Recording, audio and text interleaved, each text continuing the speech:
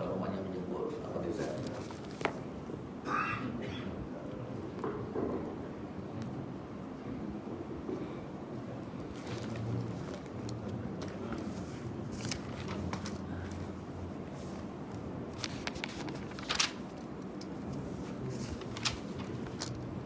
Bismillahirrahmanirrahim. Assalamualaikum warahmatullahi wabarakatuh. Alhamdulillahirabbil alamin. Wassalatu wassalamu ala asyrafil anbiya'i wal mursalin wa ala alihi wa ashabihi ajma'in. Rabbi shrah li sadri wa yassir li amri wahlul 'uqdatam min lisani yafqahu qawli. Subhanaka la ilma lana illa ma 'allamtana innaka antal alimul hakim. La hawla wa la quwwata illa billahil aliyyil azim. La hawla wa la quwwata illa billahil aliyyil azim. La hawla wa la quwwata illa billahil aliyyil azim. Alhamdulillah. Syukur kepada Allah Subhanahu wa taala dapat berjumpa pada pagi ini, dan terima kasih kepada sahabat saya Tuan Haji Azizan Muhammad Usi Surau, dan juga sahabat saya Dr. Rafidi dan adik-adik Jatan Kuasa Surau, ustaz-ustaz, adik-adik ulama. Alhamdulillah dapat berjumpa pada pagi ini. Allah SWT takdirkan kita berjumpa dalam kuliah subuh. Sebenarnya mungkin sebahagian tuan-tuan ada dapat tahu saya ada tersilap tari sikit 2 minggu lepas kot rasa. Miscommunication. Ada hikmah dia. Saya datang tersilap tarikh. Masa tu saya sangkakan masa tu Tuan Haji Azizan tak ada. Alhamdulillah tak ada orang kenal dia kata. Tiba-tiba ada Dr. Rafidi juga perasan juga saya datang kan. Jadi dapatlah dengar tazkirah pada pagi tu, dan juga dapat makan nasi goreng kampung dengan teh tarik. Alhamdulillah. Dan takdir Allah Subhanahu wa taala kita jumpa lagi pada pagi ini, dan ini adalah pertama kali saya bersama dengan tuan-tuan. Mudah-mudahan Allah berkati pertemuan kita, dan insya-Allah kita akan menjadi kenalan selepas ini dan saling mengenali, walaupun ramai yang kita pakai mask, muka tak pasang sangat kan. Saya pun sebenarnya turun kereta tadi rasa macam ada benda tak kena kan. Beg bawa dah, sejadah ambil dah, tapi ada benda tak kena lagi. Pusing kita tengok lampu dah padam dah. Dah kamat bos dah tak pakai mask.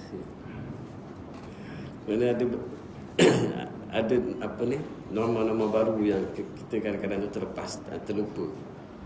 Kadang tu dah pakai mask, semua dah pakai seluar sampai lupa bawa sejadah pula kan. Jadi macam-macam apa ni, untuk kebiasaan. Okay.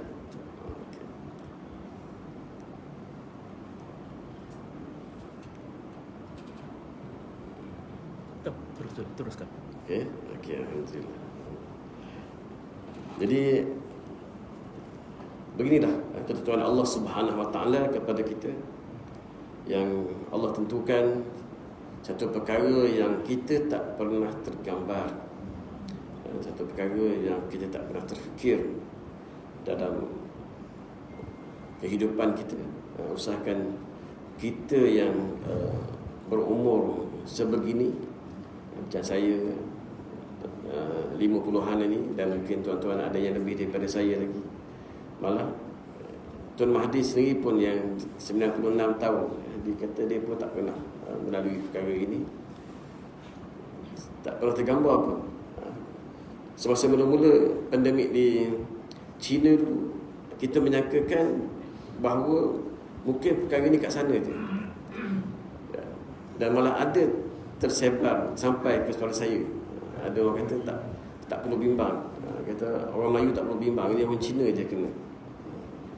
Walaupun benda tak betul, tapi itulah hakikat dia. Kita tak sangka sampai sebegini. Dan WHO menjangkakan mungkin ianya berlarutan sekitar 2 tahun lagi.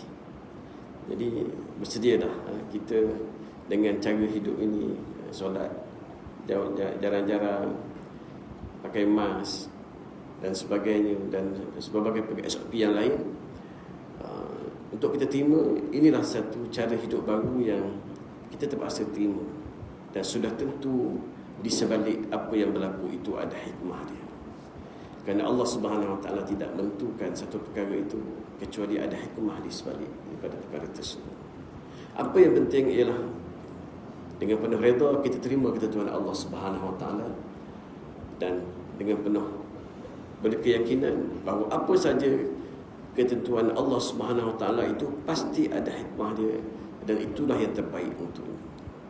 Dan walaupun kadang-kadang di peringkat awalnya sukar untuk kita menerima perkara tersebut, tapi percayalah, apa saja yang Allah Subhanahu Wa Taala tentukan kepada kita pasti ada hikmah dia. Dan Allah akan uji kita. Pasti Allah akan uji dengan pelbagai ujian. Sama ada ujian dalam bentuk kesusahan ataupun ujian dalam bentuk kesenangan. Dan yang banyaknya kita menyedari ujian dalam bentuk kesusahan. Dan Allah menyatakan, وَلَنَبَلُوَنَّكُمْ بِشَيْءٍ مِّنَ الْخَوْفِ وَالْجُوعِ وَنَقْصٍ مِّنَ الْأَمْوَالِ وَالْأَنفُسِ وَالثَّمَرَاتِ وَبَشِّرِ الصَّابِرِينَ. Allah menyatakan pasti kami akan menguji kamu. Pasti Allah nak uji. Allah uji. Apa bentuk ujian? Antara bentuk ujian Allah Subhanahu Wa Taala, minal khawfi, dengan sedikit ketakutan. Allah nak uji dengan sedikit, ada perasaan takut. Ada orang takut dengan musuh. Dan hari ini kita takut dengan musuh yang kita tak nampak. Kita tak tahu. Kita bukan saja tak tahu ataupun takut dengan orang lain, sama ada kita kenal ataupun kita tidak kenal. Kita sendiri pun ragu-ragu dengan diri kita. Maksudnya, tentang aku ni pembawa. Kan? Bukan saja kita ragu seorang kita ni pembawa atau tidak. Kita pun kita tak sedar. Sebab ramai orang yang sakit tapi tidak berkejaya. Kita tak tahu. Takut. Dan tidak ada tempat pergantungan kita kecuali dengan Allah Subhanahu Wa Taala. Dan kadang-kadang Allah uji dengan kelaparan. Allah uji dengan kelaparan. Dan kadang-kadang Allah uji dengan sedikit kekurangan harta dan kehilangan nyawa orang yang dikasihi. Dan masa pandemik ini, masa ini memang ramai orang yang diuji oleh Allah Subhanahu Wa Taala. Walaupun ada orang mungkin tidak terkesan dengan perkara tersebut, tapi sebenarnya ramai orang yang terkesan. Kadang-kadang bila bersembang dengan sahabat-sahabat, kesian, simpati kita tengok. Sebab itu sebenarnya kalau boleh kita berlebih kurang sekarang ni dengan kawan-kawan kita yang mungkin dalam kesusahan. Memang sebenarnya orang-orang yang hilang punca pencaharian. Bayangkan sebelum ini ada pendapatan bulanannya, tiba-tiba disebabkan ujian ini Allah uji dengan tidak ada pendapatan, hilang pekerjaan. Ujian manusia ni sebenarnya apabila diuji dengan kesempitan, kesusahan, dia akan terkesan dengan macam-macam kesan yang lain. Allah uji dan macam-macam ujian. Dan Allah kata, wabashiris sabirin, berilah khabar gembira kepada orang yang sabar. Kerana untuk menghadapi sesuatu perkara tersebut, maka kita nak menghadapi masalah tersebut ialah pada dalaman diri kita, kesabaran. Sebenarnya besar tak, masalah itu kecil ataupun besar, dia sebenarnya ada dalam diri seseorang itu. Banyak perkara untuk menghadapi satu masalah itu, banyak perkara yang ada dalam diri seseorang itu. Masalah itu, adakah masalah itu di tempat itu, atau masalah itu di dalam diri seseorang itu. Dan banyak perkara, banyak keadaan sebenarnya yang dikatakan masalah itu ialah masalah itu berpunca daripada dia orang itu sendiri. Itu saya akan terangkan sikit apa maksud dia. Ada orang, kita banyak menghadapi masalah. Ada takir di rumah ke, di taman ke, di surau ke, di sekolah ke, di pejabat ke, di mana ada masalah. Tapi adakah masalah itu di situ ataupun masalah itu dalam diri kita? Sebab kita pergi mana-mana pun kita akan hadapi masalah. Sebab itulah kalaulah ada orang dia ada masalah, dia nak lari daripada masalah tersebut. Dia kata dia nak meninggalkan masalah dan pergi ke tempat lain.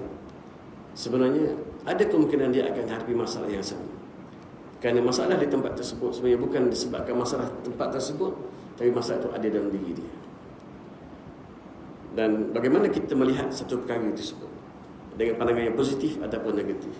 Kalau kita melihat satu perkara itu dengan sentiasa negatif, maka kita akan hadapi masalah kat mana-mana tempat sekali. Dan begitu juga apabila ada kesabaran dalam diri kita, maka kita akan hadapi semua masalah dengan baik, dan semua masalah yang besar macam mana pun akan jadi kecil apabila ada kesabaran dalam diri. Sebab tu Allah kata innama yuwaffas sabiruna ajrahum bighairi hisab. Allah beri ganjaran kepada orang-orang yang sabar itu dengan tanpa hisab. Mana orang yang sabar ni satu perkara yang besar yang Allah SWT kurnia kepada hamba-Nya. Dan memang ada satu hadis Nabi SAW yang mana Nabi SAW bersabda dalam diceritakan daripada seorang sahabat yang Abu Sa'id Al-Khudri. Dia cerita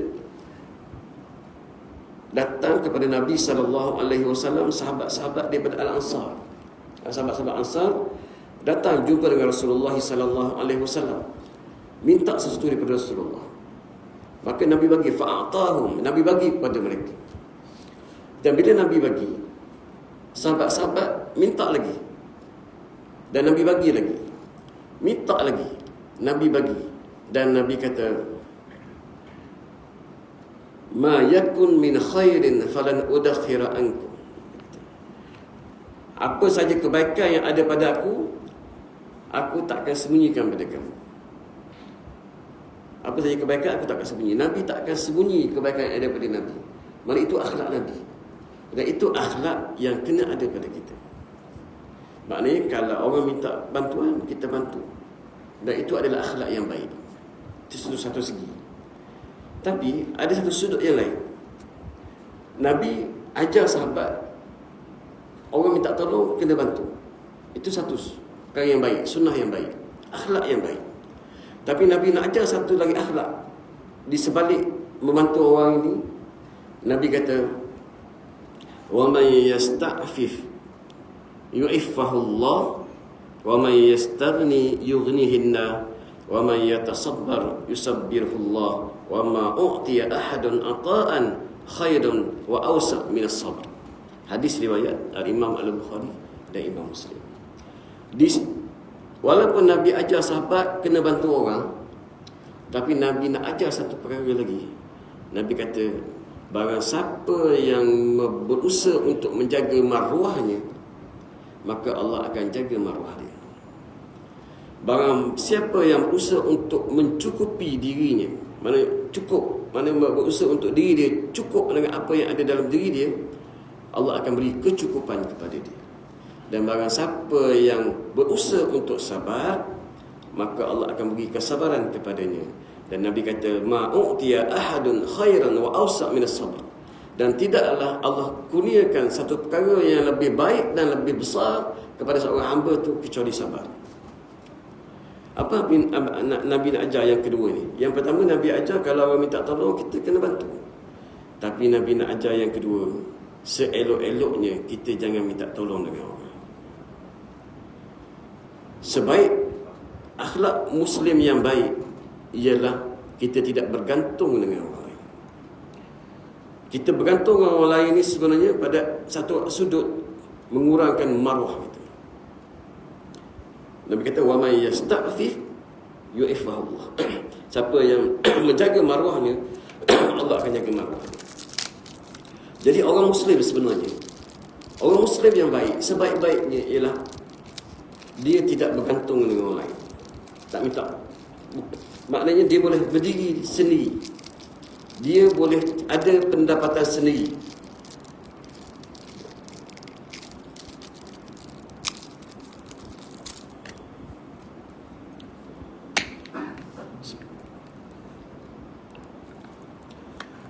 Dia boleh cari pendapatan sendiri, sihat.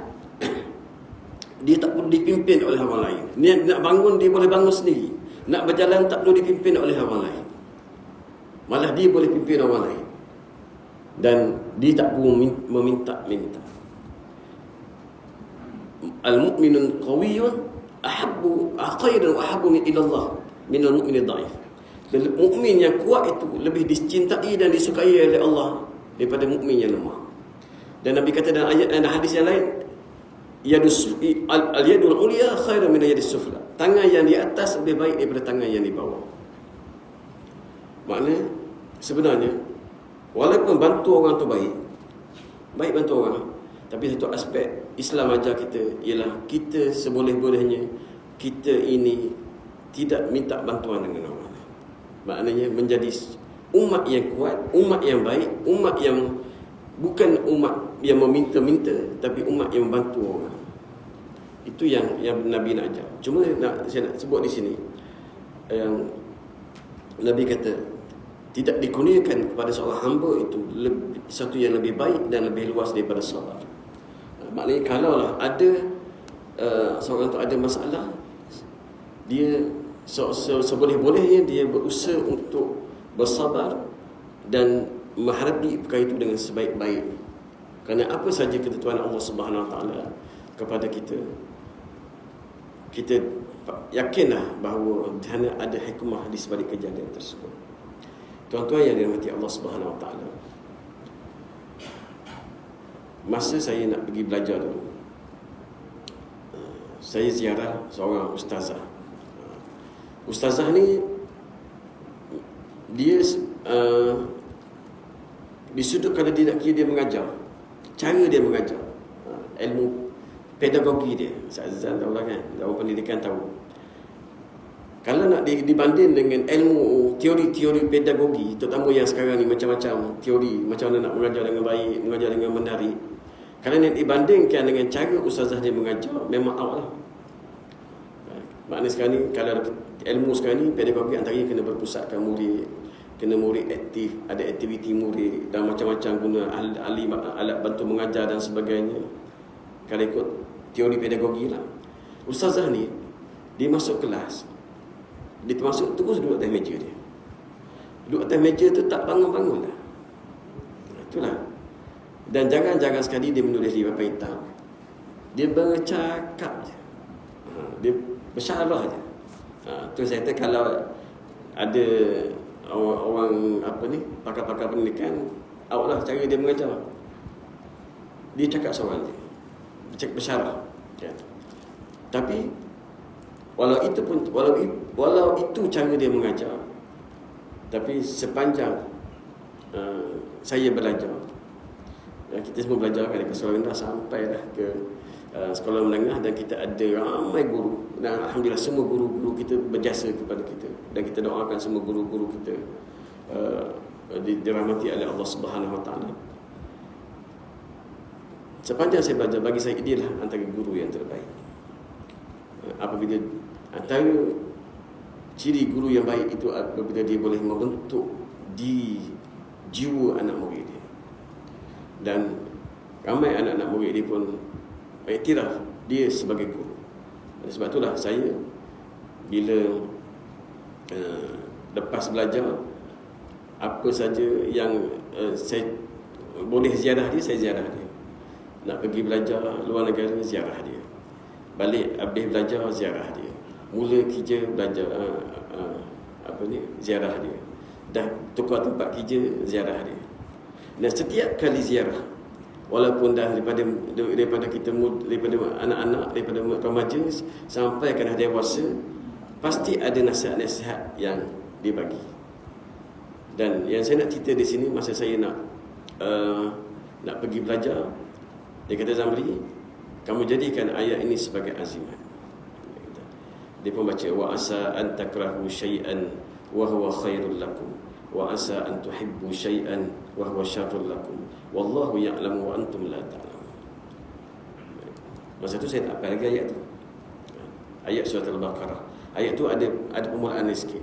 Ya ayyuhallazina amanu kutiba alaikumul qital wa huwa kurhul lakum, wa asa an takrahu syai'an wa huwa khairul lakum, wa asa an tuhibbu syai'an wa huwa syarrul lakum, wallahu ya'lamu wa antum la ta'lamun. Maksud dia, wahai orang yang beriman, difardukan ke atas kamu berperang, dan peperangan itu kamu benci, kamu tak suka peperangan. Tapi Allah kata wa asa an takrahu syai'an wa huwa khairul lakum. Mungkin perkara yang kamu benci itu baik untuk kamu, dan mungkin perkara yang kamu suka, kamu sayang itu tak baik untuk kamu. Allah lebih mengetahui dan kamu tak tahu. Ayat tu dia bagi. Si pun balik tengok, cari ayat tu dan hafal ayat tu. Tapi itulah tuan-tuan, keberkatan seorang guru. Tak tahu kenapa dia bagi ayat tu dan kenapa dia nasihat macam tu. Rupanya sebenarnya sepanjang 6 tahun saya belajar di Morocco. Selama 6 tahun saya belajar di Morocco, sebenarnya rupanya ayat itu sangat penting dan sangat memberikan kekuatan kepada saya. Dan alhamdulillah lah, maknanya apabila dibagi, dia kata Zamri kamu buat azimat itu, makna ayat itu sebenarnya sangat memberikan kekuatan sehinggalah sekarang sebenarnya. Sehinggalah sekarang. Maknanya satu ayat yang banyak membentuk, menjadikan kita lebih tenang, sabar, redha dengan ketentuan Allah Subhanahu Wa Taala. Dan sedikit saya katakan kenapa ayat itu dekat sana banyak memberikan kekuatan kepada saya. Morocco ni tuan-tuan, satu ketika dululah satu ketika dulu. Saya tak pasti ada tak lepasan Morocco kat sini, kan? Masa saya belajar dulu, sistem pendidikan dia sebenarnya satu sistem yang pelik. Masa tu pelik berbanding dengan sistem kita lah. Susah. Saya bukan sekadar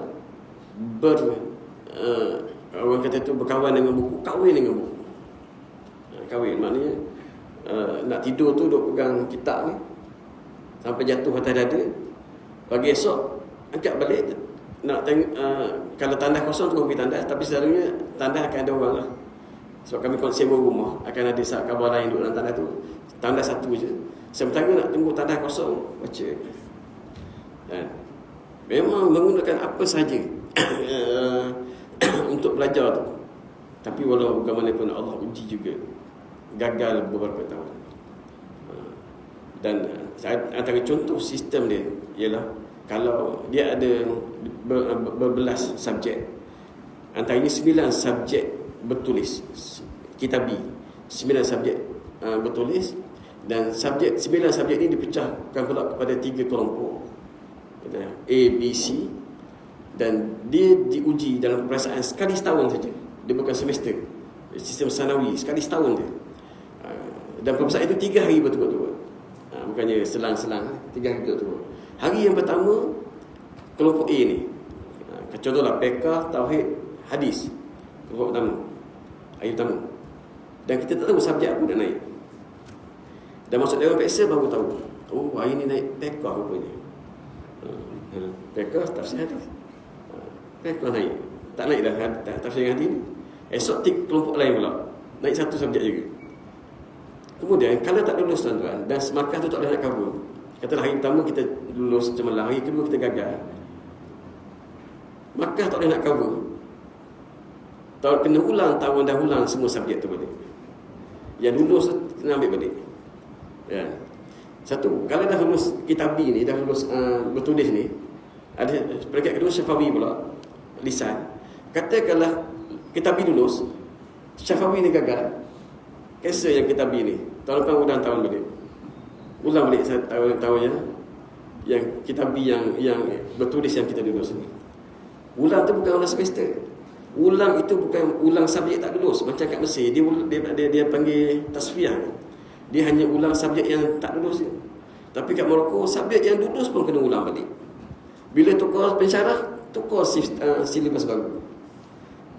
Dan saya terus terang, saya tak malu kata, saya tahun 1 saya 3 tahun. Dan saya dapat beasiswa Kementerian Pendidikan pada masa itu. Dan tahun ketiga beasiswa saya digantung.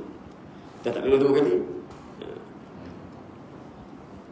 Tapi boleh banyaklah kita dengan negara orang, asalnya ada beasiswa, tak ada beasiswa. Dan saya sebenarnya tak nak cerita sangat benda ni, dia sebab. Tapi saya ringkas-ringkaskan. Maknanya tinggalkan rumah sewa, jual segala barang. Yang saya tak jual kitab ni. Masa kita beli kitab, ini antara kitab ni lah. Dahulunya dalam kitab ni. Ya, masuk dalam kotak tumpang sama kawan. Sebab tadi nak sewa dah, pindah ke asrama. Duduk sama orang Arab.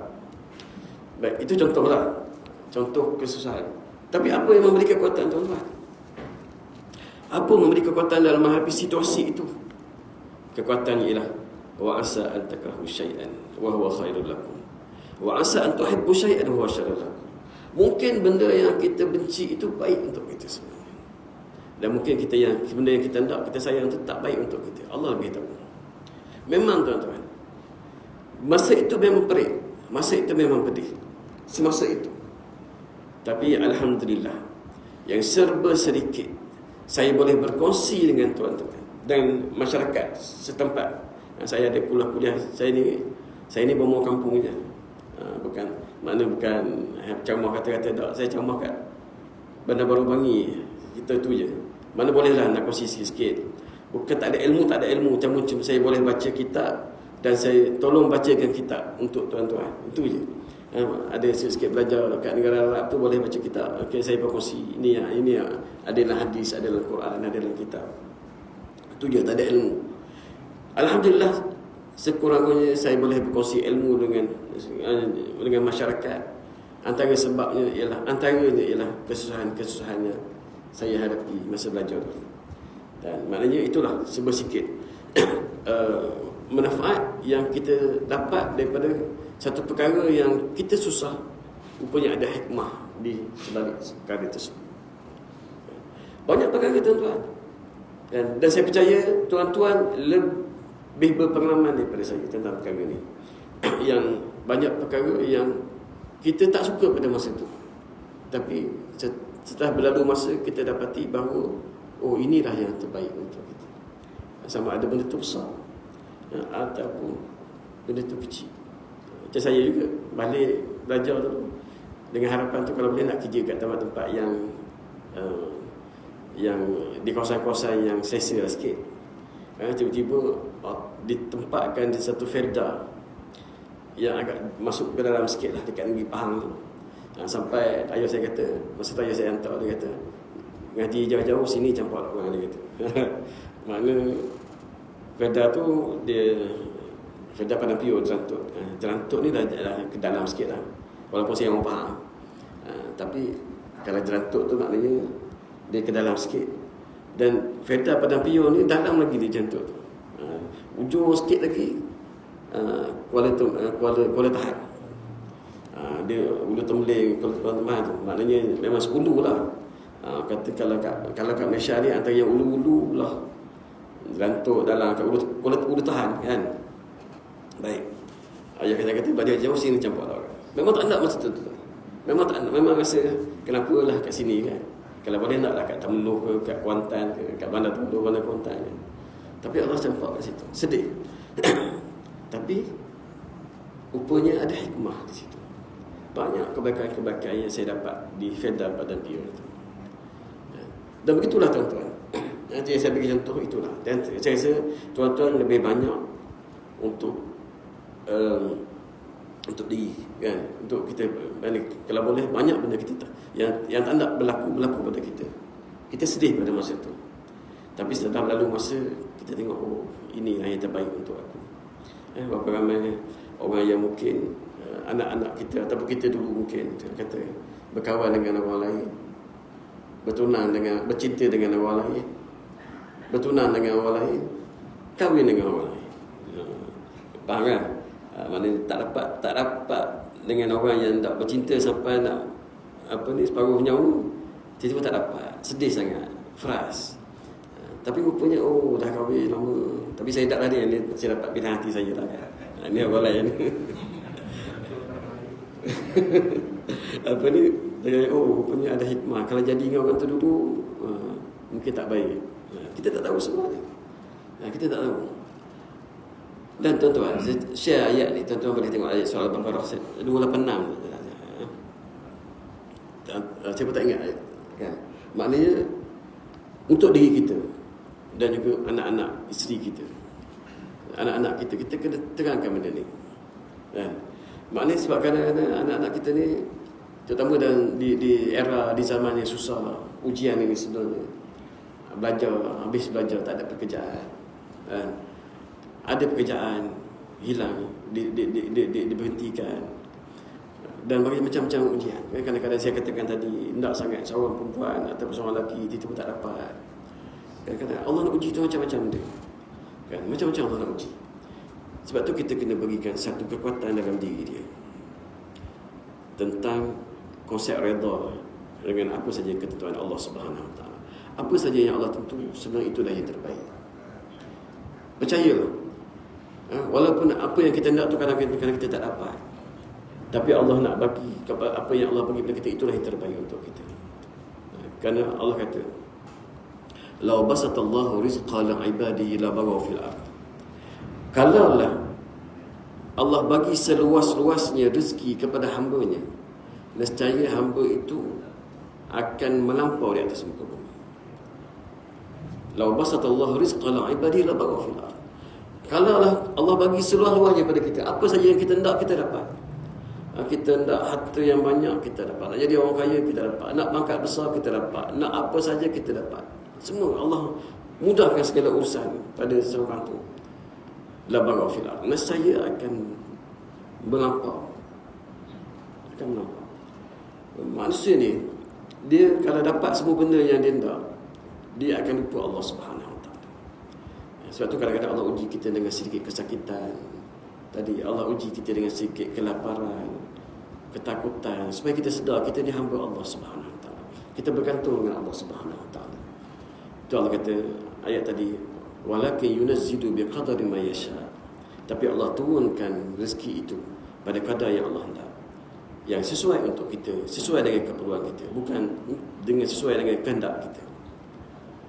Jadi apa saja Allah nak bagi pada kita, itulah yang terbaik untuk kita. Dan kita tak perlu cemburu dengan rezeki yang Allah bagi pada orang lain. Kerana rezeki yang Allah bagi pada orang lain itu hak dia dan sesuai untuk dia. Dan apa yang Allah tentukan kepada kita, itulah yang terbaik untuk kita. Dan tanpa menafikan usaha, kena usaha. Kerana kerja kita adalah usaha, tapi yang menentukan rezeki itu ialah Allah Subhanahu Wa Taala. Satu saya pesan anak-anak, selalu saya tanya anak-anak saya. Anak saya ada 2-3 orang yang dah habis belajar. Kalau kerja-kerjaan dah isi dah baru SPA. Kemudian dah minta kerja dah. Dah usaha dah. Dah basi dah. Tak apa kita. Isi. Itu usaha. Dapat kerja tak dapat kerja itu ketentuan Allah Subhanahu Wa Taala. Jangan fikir urusan Allah. Kita fikir urusan kita. Urusan kita berusaha. Allah nak bagi, Allah akan bagi. Maknanya kena tanam. Begitu juga yang sakit. Memang orang tak nak sakit. Tapi sakit itu adalah kurniaan daripada Allah Subhanahu Wa Taala. Allah bagi. Allah nak uji kita. Kerja kita ialah berusaha untuk berubat. Usaha untuk cari ubat dia. Cari. Tak sembuh lagi, tak apa. Ada hikmah dia. Allah nak uji. Allah nak tambah pahala kita lagi. Allah nak naikkan martabat kita lagi. Usaha lagi. Jangan mengeluh dengan sakit kita. Kerana sakit itu adalah Allah yang bagi. Kesembuhan Allah yang beri kesembuhan. Kerja kita ialah berusaha untuk cari ubat. Ada rezeki Allah nak tentukan kita sembuh, kita akan sembuh. Walaupun mungkin kita tak tahu kat mana tempat ubat pada penyakit kita tersebut. Jangan putus asa. Maka itulah sebenarnya kita nak membina jiwa dan membina kekuatan. Dan kita pasti apa saja ketentuan Allah itu ialah Allah nak naikkan martabat kita. Saya nak share satu hadis lagi. InsyaAllah kita berhenti lepas hadis ni.